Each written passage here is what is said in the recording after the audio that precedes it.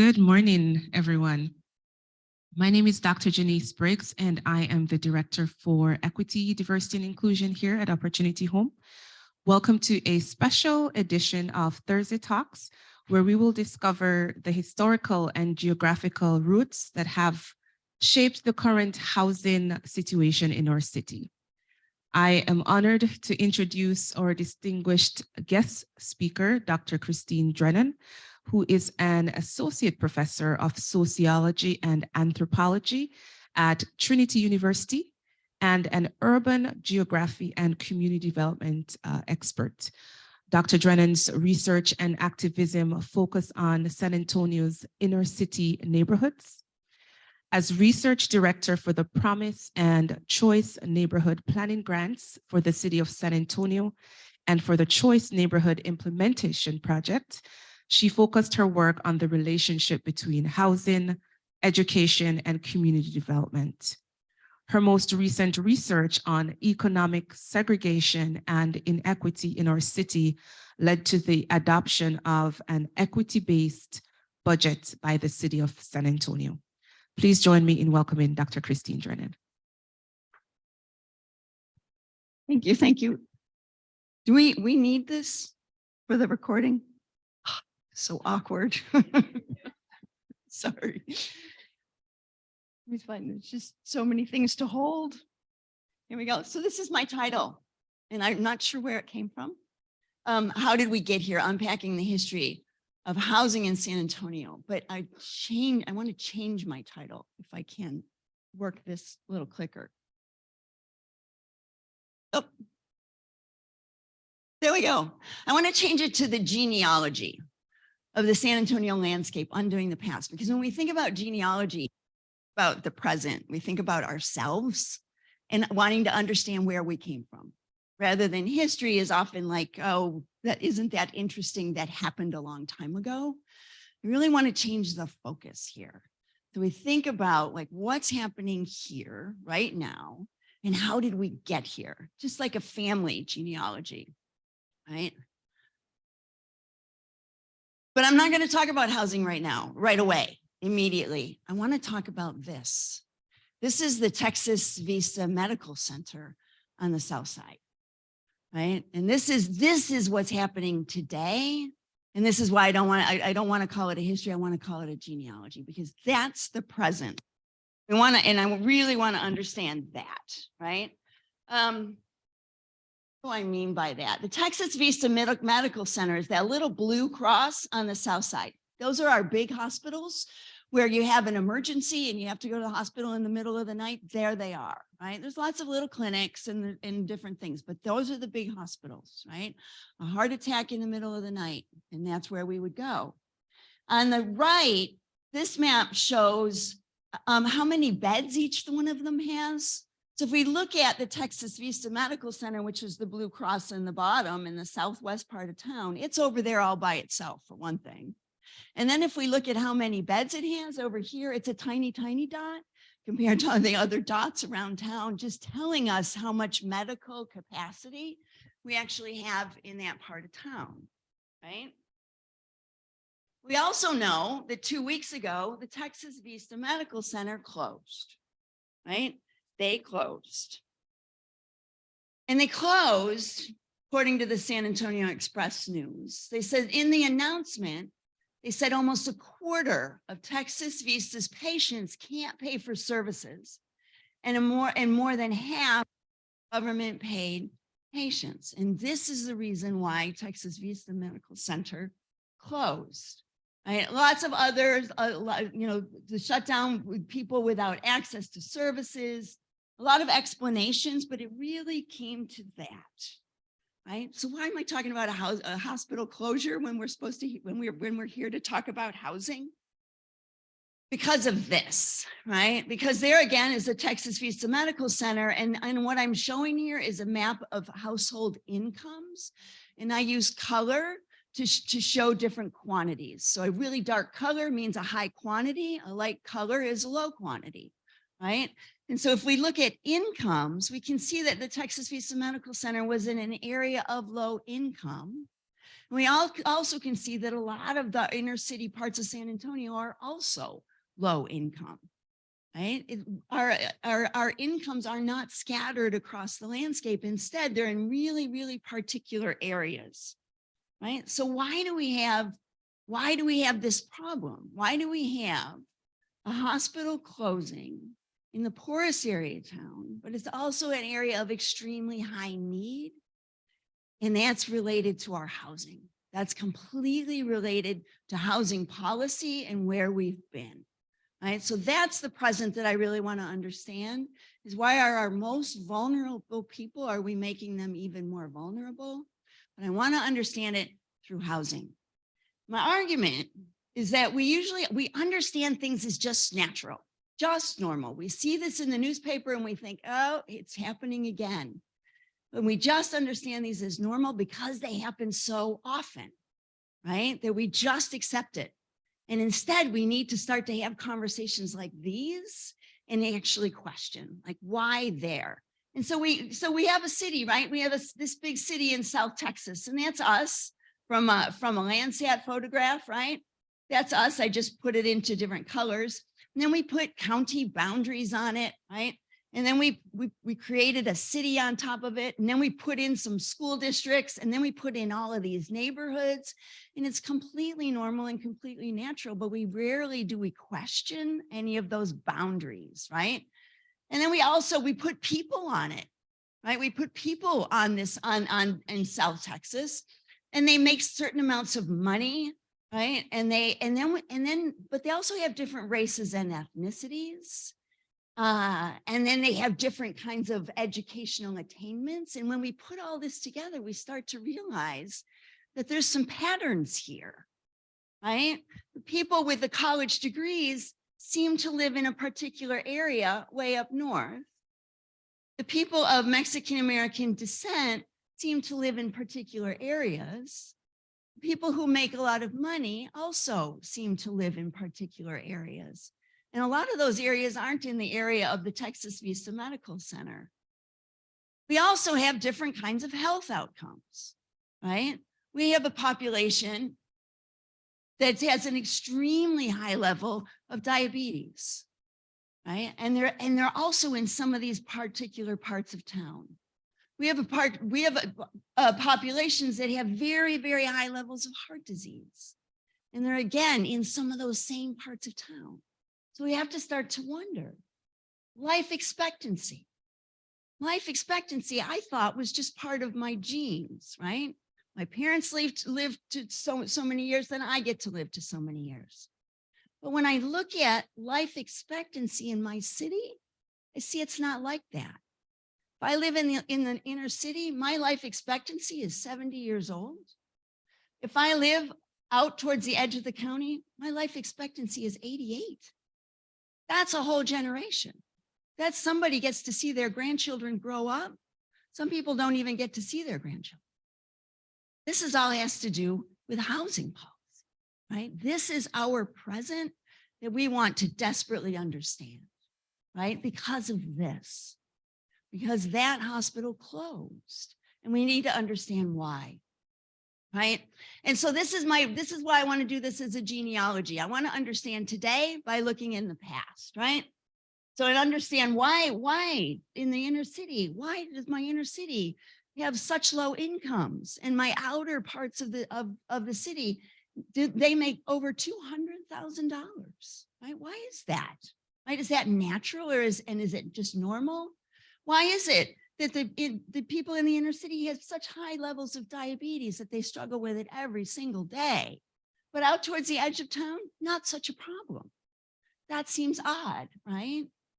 And again, why does the hospital on the south side of town in the areas of highest need, why does it close, right? So I'm going to argue that it all has to do with where we live. Everything goes back to where we live, because so many of the goods and the services that you and I need just to get through the day, because none of us are self-sufficient, come from where we live. And there's a whole geography to that. So this is me. This is my house. This is where I live, right? There it is on the map. I put the little house there on the map, right off of 10. 10 is within like a block of my house, right? There's the income, there's the racial and ethnic. It's a predominantly Mexican-American neighborhood, 70 to 85%. The median household income is $35,000 to $50,000.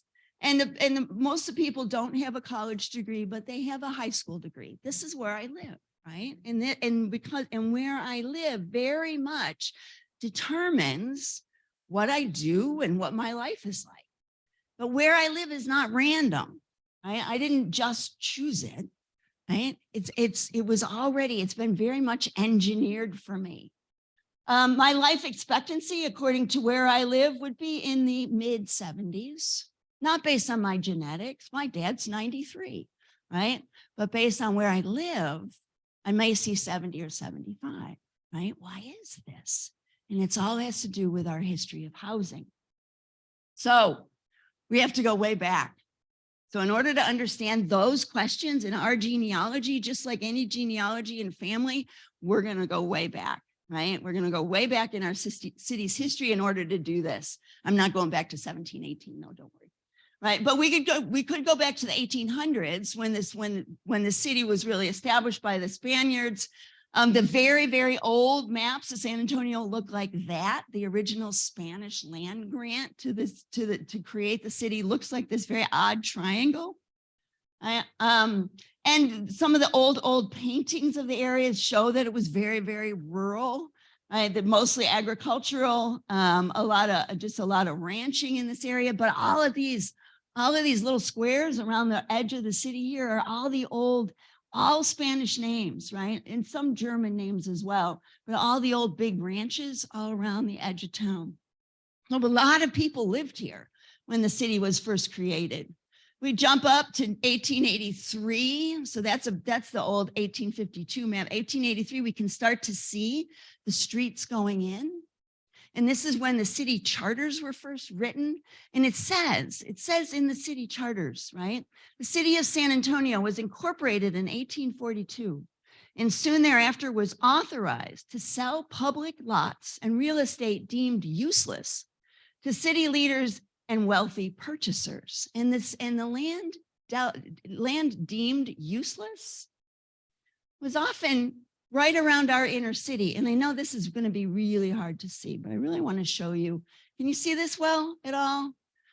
You can see the houses going in, right? New houses being built. But on the southern side of this, where it says Monterey, right, the street, you see that jumble of houses right there? Those are they're called the Mexican dwellings. These are the areas that the first Mexican families were living in San Antonio in the right around 1900 and before that.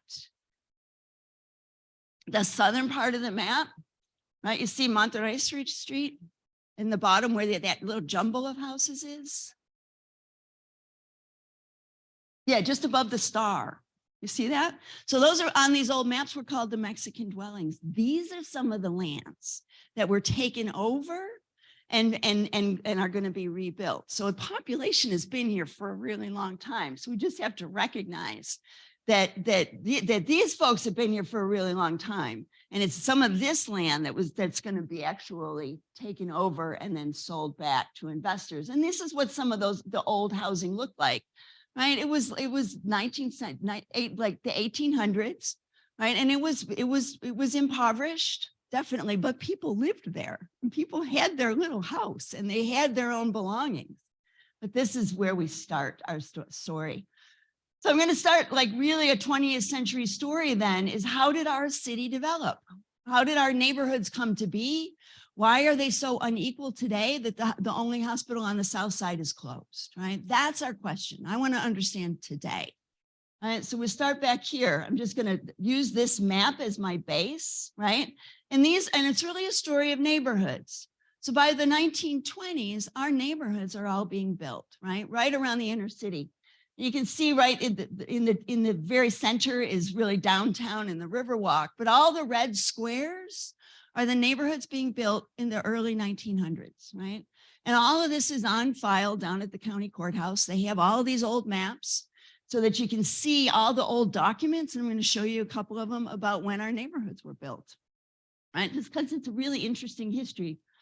Right? And here's the old documents, like I said. So these houses are early 1900s houses, right? And then the maps, and they're called plat maps, are the maps when the neighborhoods were being developed. So a developer goes in, buys land, buys old ranch land. Remember the Mexican dwellings I just showed you, takes that land over, or buys old ranch land, goes down to the county courthouse, just like today, same process, goes down to the county courthouse, shows them a new map, like the ones that I showed you here, says, I'm going to build houses. I want to subdivide this land. I want to build houses on this land, right? And and the same process today. Those old maps I'm showing you were hand drawn because they were done in about 1900. One of them's not even on lined paper, you can see. The one on the left, that's Dignity Hill, a very beautiful neighborhood on the east side of town. The one on the right is a neighborhood called Monte Vista, just north of downtown. And these are the houses, right? So that's just, these are how our neighborhoods got developed, right? And here's the deeds, right? When you buy a house, there's so much legal, there's so much legal paperwork, right? And so there's the plats, right? And the ideas of the developer. And then there's the deeds, right? And these deeds, I'm going to read this one because it's bigger, start with all this legal language about exactly where this piece of property is, right? They don't just give a street address. They do give all these legal definitions about exactly where that piece of property is.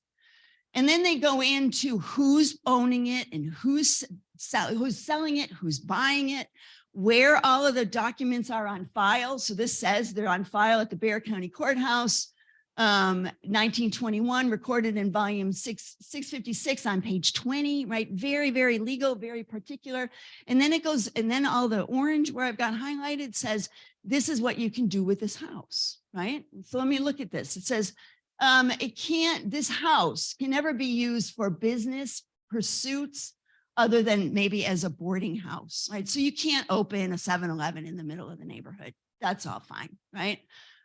It should not be used for keeping or treating people with tuberculosis or other contagious infectious diseases. Okay. We kind of went through that with COVID, right? It's like, don't open a clinic in my neighborhood. It says you can't have a tent or open air structure. You can't live in a tent. We do the same thing. You're not going to put a trailer in the front yard, right? And live in it. Same thing, right? Next sentence. As a covenant, and these are all the things you can do with the property, right? Says as a covenant running with the land is expressly understood and agreed that any sale or lease of this piece of property to any Mexican or any person of Negro blood shall immediately cause the title thereto to revert to the grantor. Entire neighborhoods, not just this house, entire neighborhoods have this. Next sentence is really important also. Next sentence. It's further agreed that any dwelling house erected or any part of this area shall not cost less than $5,000. Forget the $5,000 today, that would be $500,000, right? So what they've done at that point, in this case in 1910, 1920, is that they said this entire neighborhood is only for white people.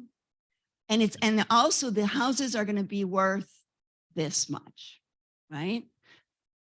In the United States, this is where we hold our wealth, right? This is how we generate wealth. And so what we've done at that point early on in our history is we racialized our wealth, right? We allowed some people to get wealthy and some not, right? Let's keep going.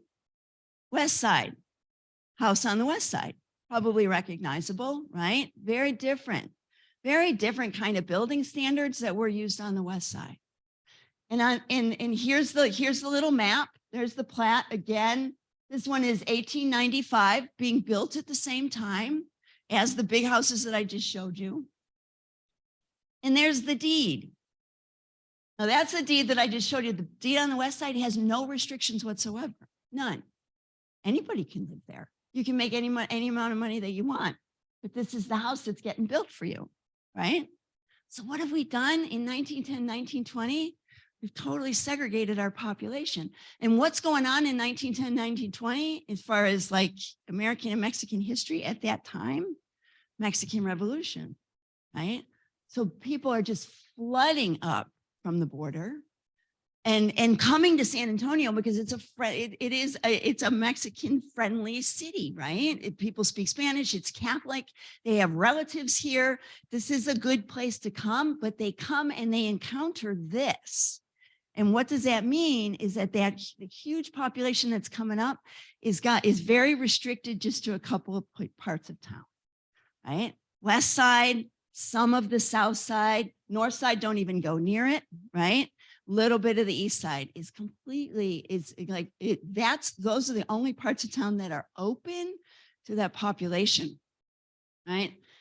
So what is it? So this map that I showed you right here, and now I'm starting to fill it in because all of the neighborhoods that are being built that I put in red, those were all restricted racially. And it said how much those houses were going to be worth. And that's what the numbers that I've tried to put on there.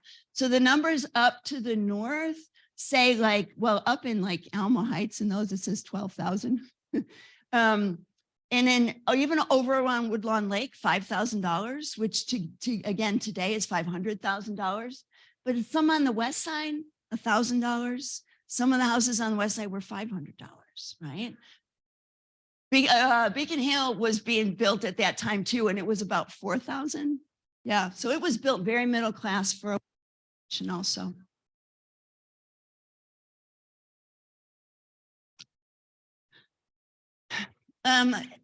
There's several different developers in Monte Vista. And Monte Vista only comes together as one neighborhood, like in the 1950s, 1960s. So there's a whole handful of them. This we can see, I'm talking about ancient history today, right? That's all ancient history. This is not, I don't time travel. Culebra Avenue. We all know Culebra Avenue, right? Famous. Look at the houses south of Culebra Avenue, right? So this is today. You see the houses, the little pieces of property south of Culebra Avenue, and you see the houses, the pieces of property north of Culebra Avenue. You see a difference? Yeah, yeah. The size, right? One's kind of chaotic, one's real dense, one's very neat, right? And you can imagine, that's just the land. You can imagine the houses that are on that. Some are really small, some are big, right?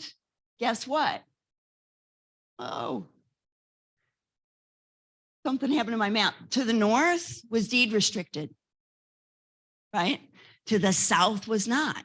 So the south of Culebra Avenue was always intended for the Mexican American population. To the north, closer to Woodlawn Lake, beautiful, right? Was built for whites. You can see it there, right? We're going to return to this. This stuff, though, those restrictions written into deeds was declared unconstitutional in 1948. But by then, we lived here, right? We lived here. We lived in these houses. We were raising our children in these houses. So yeah, you can declare it unconstitutional, but we're not going to go in and demolish all those houses. They're still there, right? So that pattern developed then. But by then, this is local. This is going on really at a local level between us and real estate and developers and builders.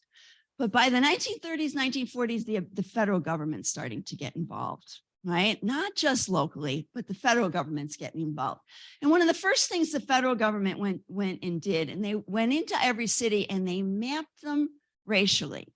And they looked for where are the different racial groups in your neighborhoods. Right? And they produced these maps, and these are on file in the National Archives in Washington, D.C. Not making this stuff up.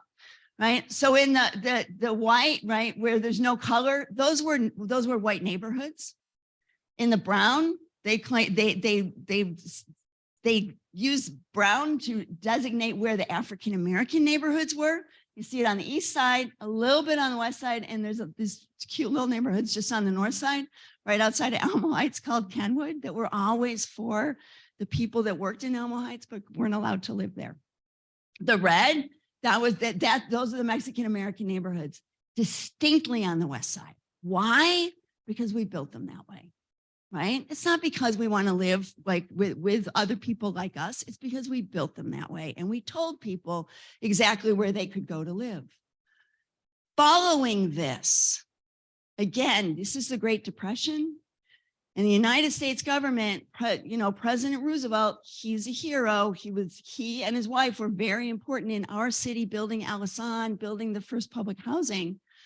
But they also knew that the banks were not willing to take risks, right? Everybody was foreclosing. Nobody had a job. The banks are similar to what the banks are doing right now, right? The banks are nervous. And so the banks tell President Roosevelt, we're not going to lend money. We are not going to lend money. But Roosevelt is trying to deal with this Great Depression. And he says, banks, you have to lend money. You have to help me out here. And the bank said, okay, but we're only going to lend money to the least risky people in the least risky neighborhoods, right? Don't give us any risk, right? Credit scores. Don't give us any risk. And so Roosevelt goes, I mean, not literally Roosevelt, but his administration says, okay, we'll do this. We'll do this to get the banks lending money again. And what they did is they went into every city in the United States, 220 of them at that time, 220 cities, and they mapped the neighborhoods for risk. And they said that if a neighborhood was white and had a really good housing, like some of the housing I just showed you, they got the color green. Green, go, lend money. If a neighborhood, though, had even a few families that were non-white, they were labeled yellow. And if a neighborhood was non-white and had housing like some of the I showed you earlier, it was labeled red. It was redlined by the federal government, right? And these maps were produced that were then used by banks to determine where we would lend money and where we would not. So if we think about this today, you got a really high credit score, right? You get a really good interest rate. But if you have a bad credit score as an individual and need to borrow money badly, right? To fix up your house, to send your kid to school, to pay medical debt, and you have a really bad credit score, or if you're considered a high risk, where do you go? You don't, or you go on the predatory market, right? You go to the payday loan or the car title loan or a place like that. Same thing here. Is that the official, the conventional banking institutions were not available if you lived in the red parts of town. And look at the red parts of town. They're huge. They're really, really significant, right? Exactly. Such a high percentage rate. Couldn't do it. Right. So you're stuck. Exactly. So these are what's called the redlining maps. Again, these are on file. These are easy to find these days, on file at the National Archives.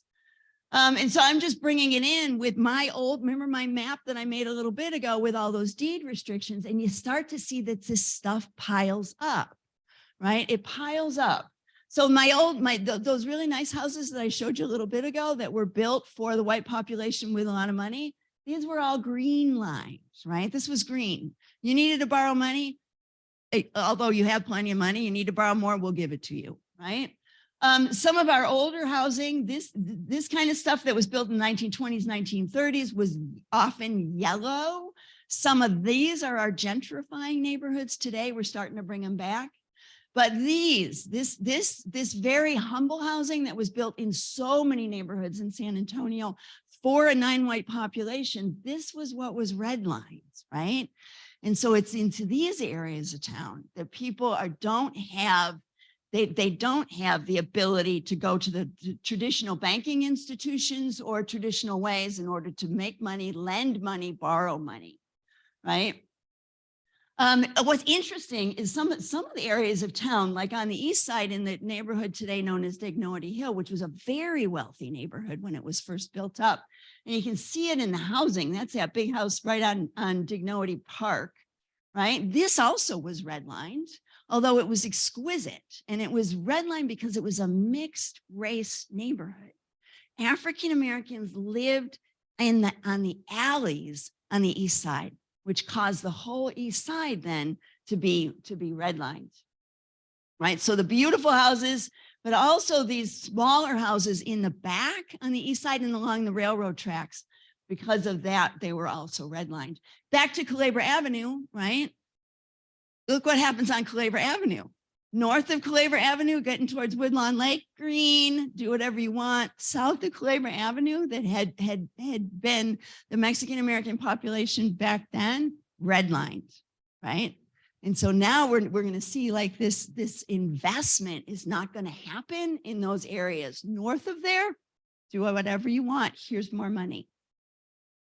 By the 1950s, the city is starting to grow, but we also have what's called this period of urban renewal. And this is, again, federal money coming down local level and the Fed said, okay, we know that your cities are starting to deteriorate, right? You can use federal money in order to use eminent domain property and build new structures for the public good. That was urban renewal, right? But what it really translated to was we've got parts of the inner city that are either non-white or that are inconvenient. We're going to use urban renewal to destroy some of those and rebuild them and really recreate our city. So let's see what we did with those dollars. We built that, right? If you ever drive I-10, I-35, and you always did you ever wonder, you ever driving down I-10, and especially on the feeder roads, and you see that little right on the feeder road, and you always go, who would build that? Why would you want to live on the feeder road? I used to ask myself that question all the time. Duh, right? That house is way older than I-10. I-10 plowed through these neighborhoods, and they were non-white neighborhoods. Plowed through the neighborhoods. In essence, yes, they allowed us to get out to the new parts of town, suburbanize all of that, but they also plowed through our inner city neighborhoods, and they divided off the west side from downtown, the east side from the south side from downtown, right? And all of those neighborhoods now are distinctly divided from the inner city and from all the job opportunities of the inner city, especially at that time. So there it is, right? That was a neighborhood. This is a really old map. These are historic maps that we use, but it shows, this is I-10 on the going on the east side or west side of downtown when it comes up, you know. And you can see all of those little houses that were Market Square, right? Mercado, all of those, that was all neighborhood. And we destroyed all of it to build the highway system and then to build the hospital system and to build UTSA. It was all neighborhoods. And it effectively really cut the west side, in this case, off from downtown, right? There it is, all neighborhoods. And we put that in. We also did that, right? We did Hemisphere, all a neighborhood as well, right? And there was some neighborhood development at that time too. So there are some neighborhoods that were built with this. But it's at this point that the city starts to grow, right? Those are our original city limits. And then it grew in the 1940s. It grows in all different directions. By the 1950s, it continues to grow. By the 1960s, it's growing and incorporating a lot of in the 1960s growth was really on the north side, but by the 1960s and 1970s, we really are starting to realize all the mistakes that we had made, right? 1960s was the era of civil rights. Really comes to Texas in the 1970s. We're always a little behind. But the legislation that passed in the 1960s is phenomenal, right? I mean, just in the fight, the Civil Rights Act, the Fair Housing Act, the Voting Rights Act, all in the 1960s. Tremendous, right? And more locally, what happened here was in education. We started to equalize funding, and that's the Robin Hood Act, right? finally passes in 1992. We got single member districts on our city council. We used to have what's called at large, right? And it was all white guys, and they divided it up into 10 city council districts. We also had the local budget. They said, we're not going to spend all of our money on the north side. You have to spread the money evenly across the city. This was huge, right? And the people that fought it, you may even recognize some of them because they're still around, right? They fought so hard for this, and it was phenomenal, and they are still our heroes, right? The thing is that once we take something that's incredibly uneven, right? We created this city that was so uneven, and then we tried to treat everybody the same. What happens? Right? What happens? Nothing. Yeah. What happens is we just maintain it. Right? I mean, and I don't want to say anything about the people that fought the fight. They are heroes. But it wasn't enough. It wasn't enough to change it. It just kept everything in place, right? We just maintained it. So if we look at, this is maps of income, 1960s, again, using color to show where like increasing amounts of income, and look at the inner city. In the 1960s, all the way to the left, the inner city is the poorest areas, and we start to see the wealth going to the north. By the 1980, inner city, still poor. Wealth still goes to the north. 2015, inner city, still poor. We just old patterns. We didn't change them, right? If we also look at race and ethnicity and what's going on, and this I'm using colored dots. So the red is white, the blue is African-American, and the green is Mexican-American. And that's in 1960 and really where we lived, right? That's all a product of those old deed restrictions that I showed you, right? So the West Side wasn't deed restricted. It's completely Mexican-American. The North Side deed restricted, all white in 1960, right? But then we can watch this, right? We can watch the populations grow. And the white population continues to go to the north. The Mexican-American population does start to leave the West Side, and the African-American population starts to go to the Northeast. It's really interesting, but you still see predominantly downtown is still those ethnic groups. And those are still our most vulnerable populations.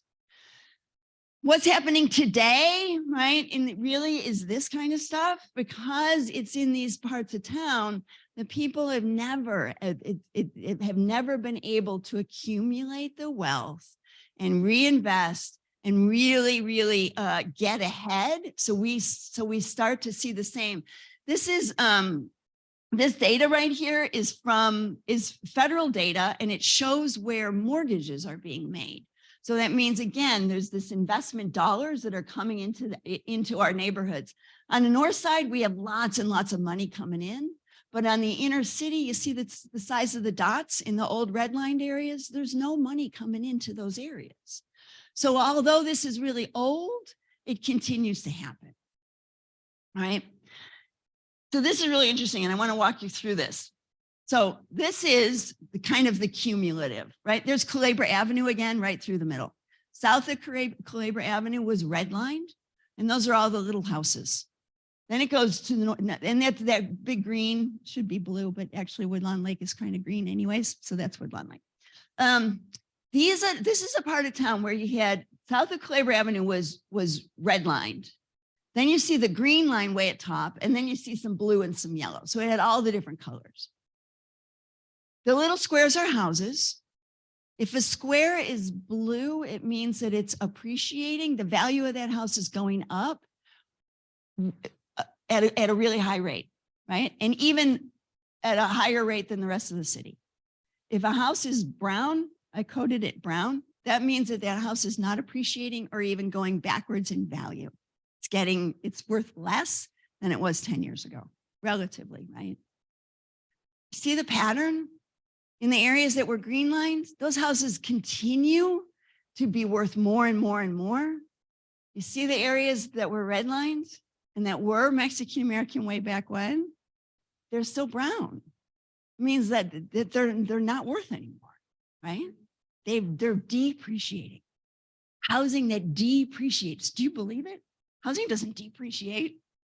Look, it does.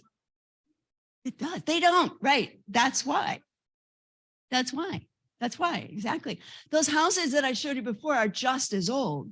It's just that people have enough money to keep them up, right?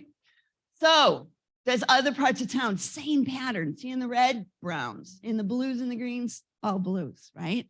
So if you were lucky enough back in the 1920s, in the 1930s, to be non-white and to get to purchase a house in one of these neighborhoods, then the wealth in your family has continued to grow from generation to generation to generation. But if you are non-white and also lucky enough to buy a house, but it was in one of those neighborhoods where there wasn't money available, then you have not been able to accumulate that wealth over the generations, pass it on to your children, send your children to college, right? Yeah. Yeah, and that's a mistake. That's a mistake, right? This helps us understand the wealth gaps today in the population. We want, so often, if we look at the conversations that in Congress, at the Texas state capitol, they want to blame us. They want to blame individuals. Like, well, you dropped out of school. You used marijuana once in 10th grade, right? You had sex with your boyfriend, whatever, right? In order to understand the wealth gaps. But when we really start to look at it, this has all got to do with housing policy, right? And the growth of our neighborhoods and who where, right? So if we look at the wealth gaps, and these are old, that's in 1983, white families had 8 times more wealth than Black families. By 2016, right, an average Hispanic family has $20,000 in wealth, right? Like in the bank, in your retirement account. A white family, 170, right? That's because it's in our houses. This is where we as Americans keep our wealth. So that, right? That housing, that a hospital closes. The only hospital on the south side of San Antonio, serving the most vulnerable, right? And they claim that it closed because people didn't have insurance. People were sick and they went and they couldn't pay, right? And now we start to understand why, right? Well, we created that landscape to be poor. It's always been poor. And then this hospital goes in and and they think they're going to make a profit somehow, and they don't, they're not able to, right? And they close. And now we're going like, well, what do? We don't know what to do, but we've created this. We created that whole situation. So it's all of these layers, right? There's no money coming in. Yeah. Yeah, the hospital. Right. So we've got all of these layers of housing policy, right? We go from the racial restrictions, and then we go into the redlining, and then we go into urban renewal, and then we go into the foreclosure crisis of the 2000s. And now we are where we are with the threat of gentrification and new money coming in from the outside and buying up, and our wage levels have not kept up. Right. And so just like a family tree, we want to understand where we are right now. And in order to understand where we are right now, we got to go back and think about, like, how did we get here? Because hopefully, but if we know how we got here, now we can have the conversation about what we're going to do about it. Right. Where do we put new housing? Do we try to encourage people to live in different places? Do we make investments in different places? Those are the conversations that we need to have, right? So that's what I have in order to, again, my history of housing policy, but it's not just a history of housing policy. It's also, why did this little hospital close? Why now does somebody who lives on the south side, who may not have reliable transportation, now have to get on the bus in order to take their sick child to a hospital downtown or even in the medical center, right? And it's because of old housing policies that always kept these parts of town poor, and that we're not doing enough right now to address this.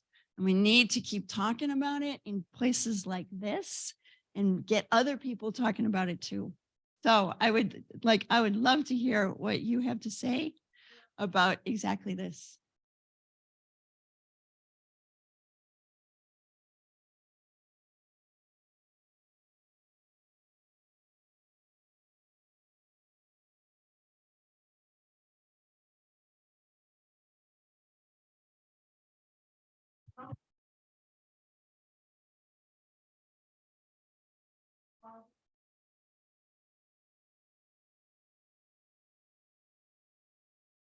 Put money back into that community.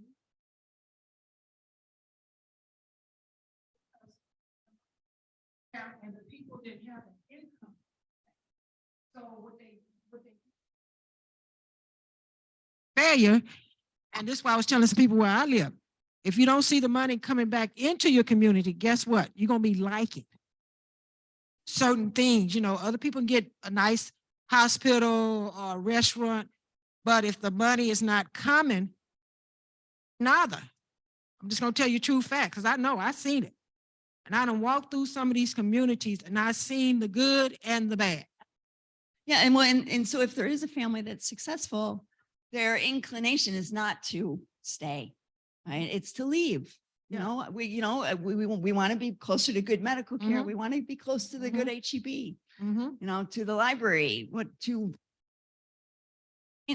and some of these things, like, you know, HEB is a pretty good player, but some of these things, they do follow the money, right? The hospitals are following the money. You gotta make payroll. Still, in all honesty, and we want to demonize people, but they're doctors. They get to be paid, you know, and so of course, you know, they are going to go into these parts of town. So now we look to, so we look to our public health community, right? But that's not strong enough because we're not funding it enough. Yeah. Yeah. So the next thing you do the voucher, the Section 8, public housing, but you got to make the place affordable because some people have 6 and 8 children. So they got to feed them, clothe them, make sure they get, get the nourishment that they need. So I blame the state and the federal government on this, whoever it is, I blame them. Oh, sure. Because you're not making the money equal. Now, when I lived in Judson, I had to pay $5,000 in tax. We're going to talk about some taxes, okay? When I moved back the other way where the expressway was, my taxes was less. You see the difference? I went from to the bottom, and I was at the top where Judson area, they wanted us to pay $5,000 for taxes. But when I moved the other way, the taxes was more lowered. I'm going to tell you what I seen. And what I'm trying to say, if you don't take the funds and distribute it where it is, you're going to see a little shack. People throwing tin on top of their roof, and you can't believe they living like that. Now, I blame humankind. I blame society and the system on this, okay? I seen it. I did some walking. Yeah, and that's, I think that a general understanding of is often blames us, blames the people, blames the individual, Yes, right? And what we need to do is have more conversations like that one that show like, wait a second, I'm playing by the rules, right? I tried to do everything right. And I still can't make it. And so that's what this conversation is about. Yeah. Hi, I have a question for you. Have you done any research on like the way, I guess, like the history of how individuals have been paid? So like income, because we have, they always say we have a housing crisis, but I feel like the wages haven't increased with the amount of like mortgage or rent and have you done any research on that? Well, a couple questions or a couple answers is personally, I'm aware of that too. And I know that my own research, no, but I know someone who's brilliant that you should get to speak. He's at Workforce Solutions. That also the thing is that we pride ourselves on marketing this city as low wage. We do it all the time. If you look, it's like we are a low wage city, come and do business here, right? And the word is out. And during COVID, it got worse. And so like they're piling in from other states where their wages are higher. And they look at our housing and they go, oh, I'll take 2, right? I'll take them all. And yes, they buy 10, right? And they pay They're cash. one house. They pay cash. And we can't keep up with this. No, you're totally right. So this is one half of the story. And then the equal half is the I wage think side. there's work to be done on the wages though. Like, you Right. know, because if everybody made a decent wage, I Yeah. feel like we wouldn't have such a housing crisis because people would be able to afford their rent Yeah, and groceries and the car. Right. You know, just like our parents did in, you know, back in the day where mom could stay home. Yeah. And dad worked or vice versa. And I don't know. yeah, it's also all this affected the immigration. family. It's this unit, immigration, you know, just right? Also, is that the in-migration from other states? we need a whole week to talk about this. Yeah. Yeah. Okay, I'd like to say something. Okay. Yeah. I, with the lady over here, that the government does have a big hand in this, being that our home opportunity is funded by the federal government. However, I also agree with the raising of the wages. Mhm. The problem with the wages is if they don't have a good education, if they don't have a means of being supported by the family, because they're going on what they lived with. Parents that are not, they're laborers, they're tile people, they're people that do the jobs that people don't want. So that has a lot to do with it. Been a landlord at the San Antonio Housing Authority for about 45 years. I've seen a lot of things. I've seen growth. I've seen the need for housing, but I also see that the tenants, if you look out in the receiving room, there are people that don't have a cell phone, that don't have a computer, and I see things going on. Sometimes they'll say, well, you have to I guess that's my clue to stop talking. No, but you see that some of these people need help. They don't know how to get on the computer. They don't know how to go find housing. They find affordable housing. And then the tenants that, and the, It's on. Yeah, it's on. Yeah, right. No.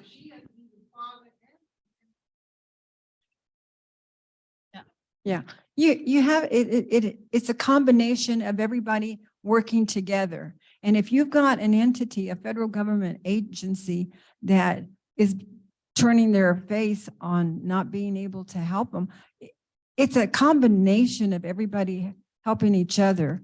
And I feel helpless sometimes because they come to me crying, saying I couldn't find housing because of this, that, or the other. And they give up. And it's kind of like another means of getting off the program. And I feel so sorry for them because I'm just a little guy, a mom and pop operation. And I think there needs to be more feedback with Saha. I keep saying Saha since it's I like that name. Anyway, but if we all work together to help with them, then it's a win-win situation for all of us. Yeah, totally. And it just everybody's having this conversation, right? The school district's having the conversation. Workforce Solutions is having the conversation. United Way has the conversation. Saha has the conversation, but we never have it together, right? We have to be leaders. We have to be So the how do one we that have it breaks the ice. together? Like, how do we have it together? How do we bring all of those different conversations into the same room? Because we all have this conversation, and often, like, I give the redlining talk, and everybody, you know, has really productive conversations inside their own system. But then we start saying, but what about, you know, SAISD says, yeah, okay, but what about housing? But housing isn't in the room. Right. So somebody at even a higher level has to convene all of these people. How many landlords in this, I'm sorry, how many landlords in this room would like to have a meeting of the minds and try to help the tenants? Because if we don't help them, then everything's going to fall apart. I mean, I know that, and I don't want to mention the other housing authority, but they have little desks that they actually sit there with the tenant, actually helping them apply for housing with somebody. okay? Because they can't do it. They don't know how to do it. They give up. They say, I'm from the paper world, you know? I mean, and the same thing with me. Landlords need help too. They need to be able to get on that, that phone or computer or whatever and be able to help the tenants. And a lot of the older landlords don't know how to do that. So they need help. So a session of teaching the landlords to be able to help the tenants is good. The fact is, Zaha needs to be a leader in that.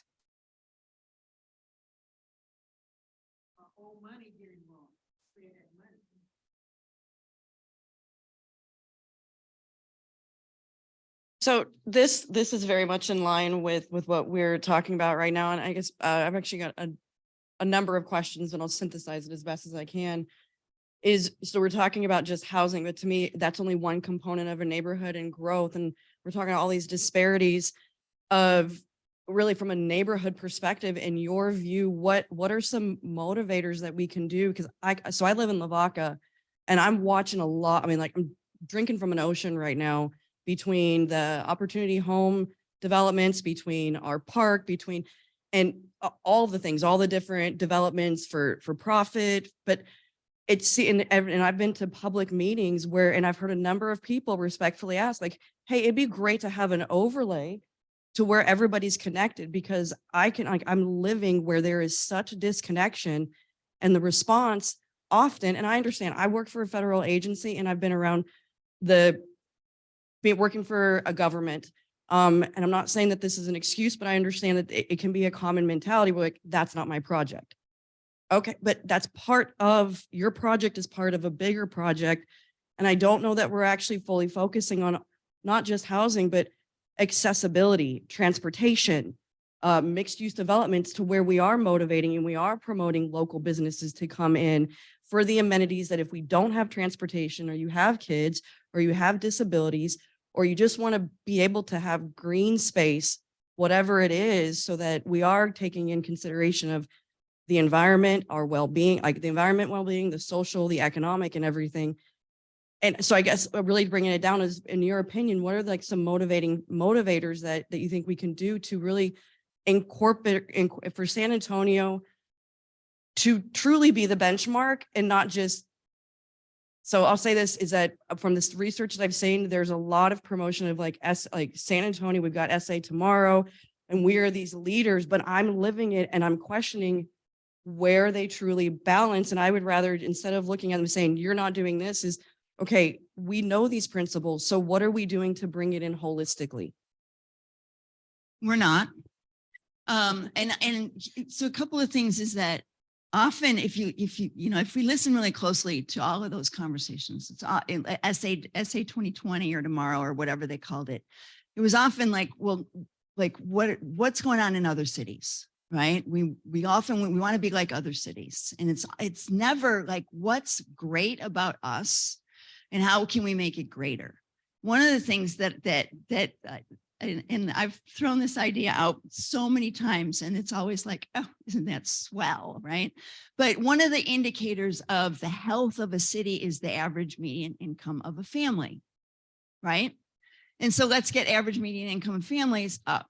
Well, we're doing that because all the Californians are moving in, right? So we do see our average median income going up. But what if instead we said, well, let's be the city with the least disparity between incomes, not the highest incomes, but the least disparity, right?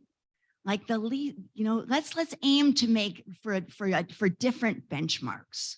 Let's aim to be the least segregated city, right? Not the richest city, but the least segregated city. Let's aim to be the city, like let's set different benchmarks and work towards them, right? So that's like SA 2020. If you look at like all of those things, the goals that we set out, they're like everybody else, and they don't get us to an interesting place. So could we do that, right? And then the other thing though is that we have these conversations, and that's why I bring up the hospital, and because the hospital's in the health community. And nobody in housing even thinks about hospitals and vice versa. Right? So how do we get everybody in the same room so that that housing will talk to hospitals and talk to schools? The other thing that I would add too is I don't think it's just the leaders, is that is changing the behaviors and the mindset of those in the community, because I've experienced where I'd say both sides, in the sense of, there's a gentrification going on, and you have people who literally like born, raised, still living there. You got generations there. We have ones that were even, that's all they know is that neighborhood, but they don't have a home anymore. And everybody has their perspectives based off of their experiences. And I understand where they can come and like, oh, you don't ever talk to us, you think you're here, or you're afraid of us, or what it is. And then on the flip side, we're sitting there saying, oh, because you don't fit this certain demographic or what we think should be, then you're just a burden. And rather than encompassing, and I'll use a specific example, and I'm not like, to me, it's always clean up. Like if you are, how do you say it? Like, if you're contributing to the community, then I don't care where you come from, you're a person, period. And someone shared with me, this is secondhand, but I've seen it happen where we have someone who knows Lavaca. That's all they know. And they don't necessarily have a home right now. And with some whatever things are going on with the police officers, and they're, saying, hey, you got to go. Got it. The guy was respectful, but then he's like, okay, where do I go? And they're just like, leave San Antonio. And I don't think that's a mindset that's not an inviting mindset at all. That's a segregatory mindset. And it's an automatic, you don't fit our standard. And I think that's something which is perpetuating what seems to be what we were experiencing in the early 1900s. And we're experiencing the same flavor now.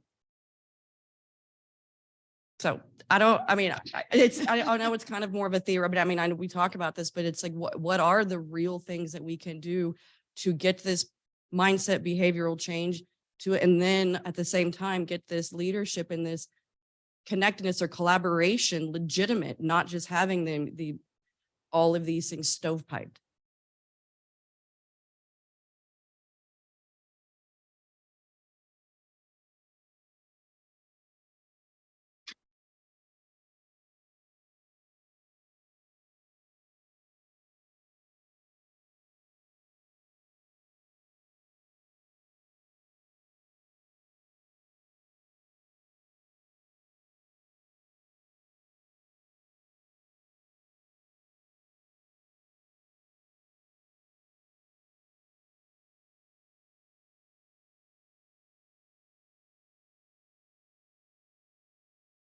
In conjunction with that, the one thing, so I'll use Victoria Plaza, which I believe is a opportunity.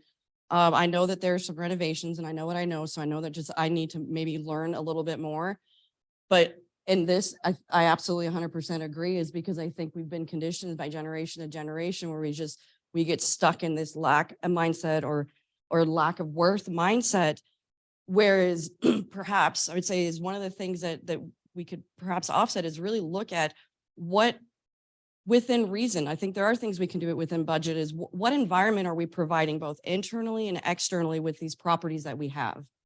Victoria Plaza, rife for opportunity for outdoor spaces that whenever the community members live, their residents live there, they're often over on the sidewalks hanging out. And it's like, give them that spaces to be able to just, sometimes you go out and you're just like, man, I feel better. I don't know why. It's like, let's create those environments from birth till cradle to grave, I guess we'll call it.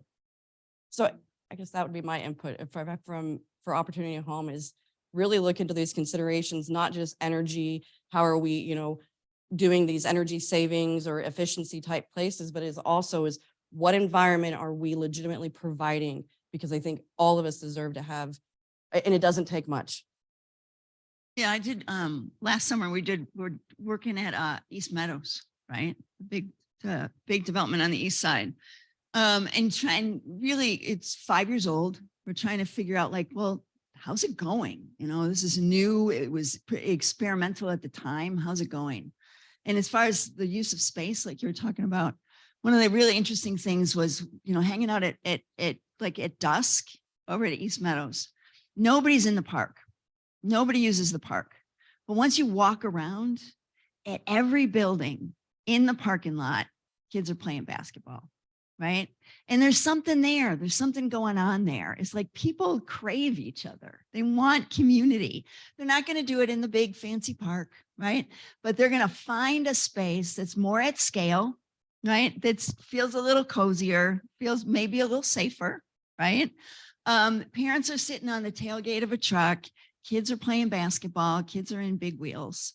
So it works, right? And so it's just like, how do we think about that? And those are those little tiny spaces, if you can create them, to start to build community and to get and to try to nurture kids up so that they have a lot more self-value in this situation. Yeah.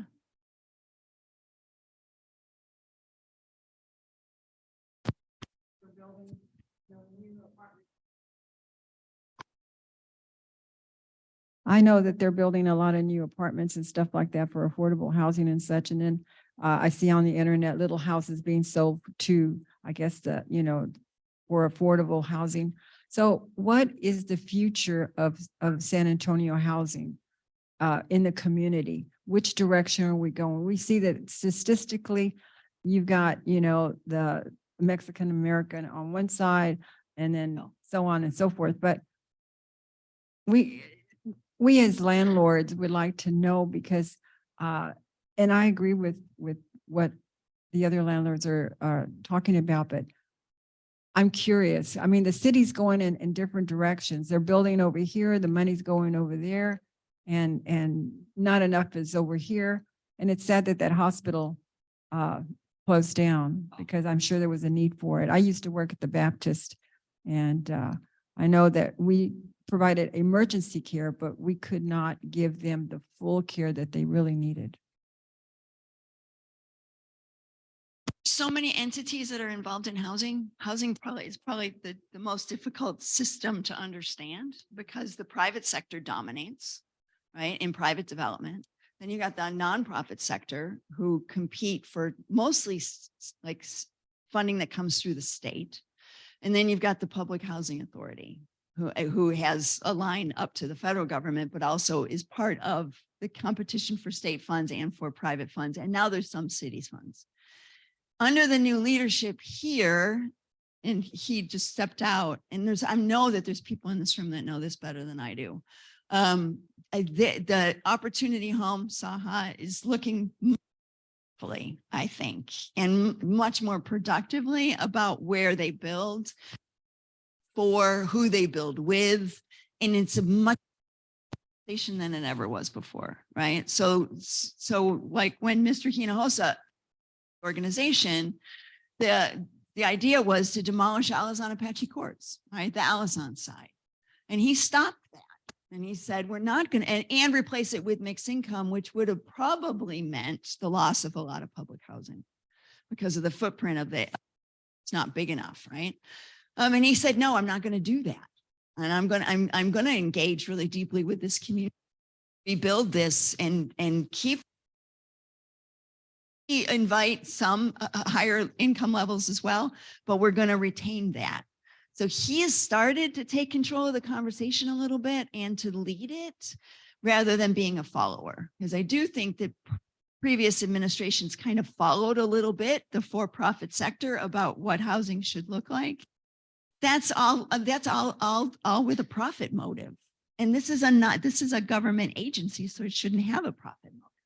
They still got to pay the bills, but they get to do it in a lot more creative way. So I do think, despite the name change, that the organization is the interesting one to watch. I love the whole name. But somebody, I don't know. Yeah, I don't know. I do thank you for, I'm sorry, we're already past over the 12 o'clock presentation time. We do have one question and a few comments from the chat. Hopefully they didn't leave. We had one from Christina asking, how do you revitalize these communities without gentrifying them? Yeah, and that's the hard one, is to revitalize a community without gentrification. And that's the threat of, for example, the West Side Creek project, right? You may be familiar with that, is that the city and use a bazillion public dollars. This is where I want my tax dollars to go. Build the West Side Creeks. But now the property owners along those creeks are really threatened by increasing property taxes. And this is horrible, like kind of, juxtaposition of this beautiful public entity that now people can exercise and get fresh air and to kind of witness nature, but they may be priced out of their homes, right? Appraisals and things are controlled at the state level, but we keep saying that we can't do anything about it because it's the state's problem. I do that. Everybody does this. It's like, well, we can't fix that because it's a state problem. And we have to figure out a way we can do level. We just do. And I don't have that solution at my fingertips, but as far as if we keep talking about it and pointing them out, because that question is the problem right now, is that we have public money. It's going into public goods. It's not going into hospitals, but it's also at the same time pricing people out of their houses. And that's the wage issue though, right? So if we have public investment and our wages are going up, then the people along the public investments could continue to live in those houses. Great. All right. Sorry. But okay. Hello. Okay. I don't usually.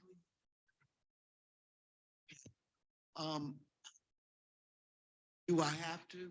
I think for the people on online, okay. yeah, that's why. I just wanted to ask one question. You have a PhD, right? Okay. Does this add up for you? On March the 15th, somebody came over to my house from the Adult Protective Agency and gave me this tip because she knew that I had a vehicle destroyed where I live through no fault of my own. So she came over and told me I needed to apply for the Texas Rental Relief Program. And I did so by 12 o'clock the next day. Okay. I had a friend that had a computer and I made arrangements. And all I got out of that was an SOL letter. Now they claimed that the portal window closed at 12 o'clock on March the 16th, but we had it completed by 11:30. And I've got a confirmation number in this bag for that transaction. Supposedly $94 million was gone in 24 hours. That's the rental assistance program. The Texas Rental Relief Program. Yeah. And I don't doubt that the $94 million was gone in that amount of time, just because the need was so tremendous and still is. They've released some additional funds for rental release in the last couple of days. I have an appointment next Monday at this next coming Monday at the financial empowerment center. I actually have a scheduled appointment Monday. Good. For that portal. But Okay. I found it hard to believe that $94 million Yeah. was gone in 24 hours. Yeah, actually, and it wasn't enough. And yeah. Yeah. Yeah. And a lot of people are in your situation, which probably is why they're following up with more. So you all know more about this than I do. So yes, they did run out of money almost immediately. There was a lot of good work behind the scenes to get more money. And I'm not sure when it's going to become available.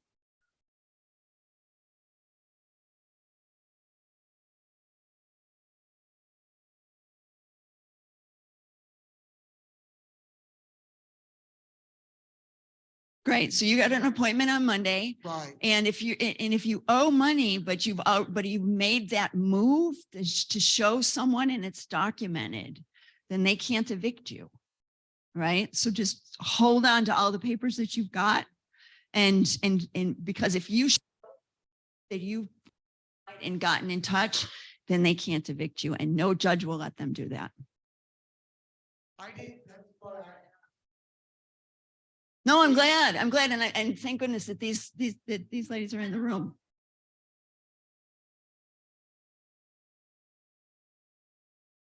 Yeah. Yeah. I've got it right Yeah. here in this bag. Yeah. That's why I brought it in. That's Okay. perfect. Yeah. So see, you just told me something I wasn't aware of. And that's why I brought it up. Great. I'm so glad. Yeah. Yeah. So as long as I've got that Don't- paperwork, And try to Right. make a copy of it. Yeah. well, I like I said, I have a scheduled appointment Monday. And so I'll be applying for rental relief for the second time. Yeah. But I just, in my mind, I thought, really, 94 million Yeah. in 24 hours? Yeah. That I know it's so hard to believe, incredibly hard to believe, but I know it. I know that's legit. No more questions after.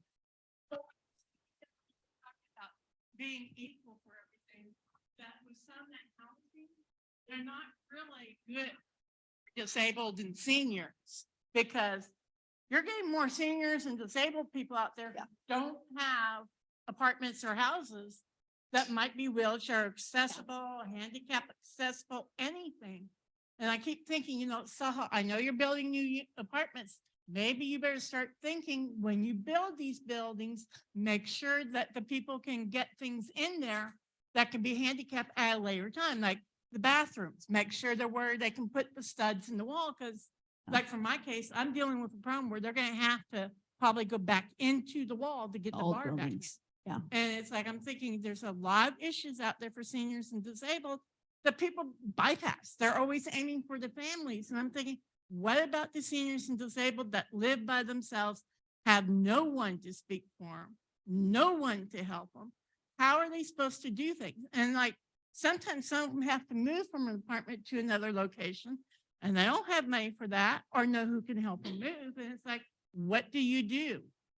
I mean, things need to be done. And then like transportation, it's not 24 hours a day. It's not the whole city. There are some days, like on Saturdays and Sundays, some buses don't even run. And it's like, people are talking, well, you can go do this. No, you can't. Not all the time. Because if you don't have a bus, forget it. Because there's a lot of people out there that do not have cars or vehicles or bikes. I mean, if you notice downtown, the buses run later.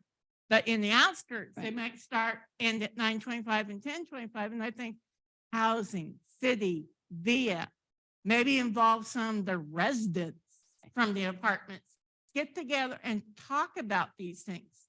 I mean, there are residents out there that would love to get involved, but no one ever tells them what they can and, where they can help or give suggestions. And maybe something needs to be done about that too. That's exactly right. I mean, that's the thing. Like and you can't get the bus. So how do we do it? Like more of these, right? But who's listening? Also, what you bring up right now is what's now being, aging in place, right? The ability to age in place and not have to move. And can we build with that vision in mind? But also is this idea, like we toss around this word equity now all the time. We always, everything's about equity. But what equity would really mean in this case is don't build me the same as everybody else. Don't make it equal with everybody else's. Instead, pay attention to me and my needs, right? And build for those needs. And so those conversations are happening more today. Some populations have different needs than others. So don't give me the equal thing, because if anything, it's going to make it worse.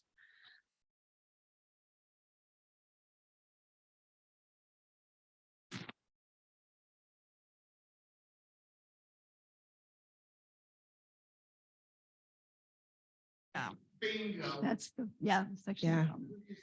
Yeah. Yeah. This is exciting. This is exciting. And we could go on and on and on. I just want you to join me in thanking Dr. Drennon. Amazing presentation, information. And thank you so much for joining us. And, we're looking forward to hosting you again. This is, this will be the first of many as we think about collectively as, our residents, as how can we use our time or skill sets in thinking for the future, thinking about our residents with varying ability needs and making sure that we're meeting those needs. So I'll be here for any questions, and, Dr. Drennon will still be here, but I just want to be, appreciative of the time that you took this morning to be with us. And there's still some snacks over there and water and juice. Grab on your way out. Thank you so much. Until next time.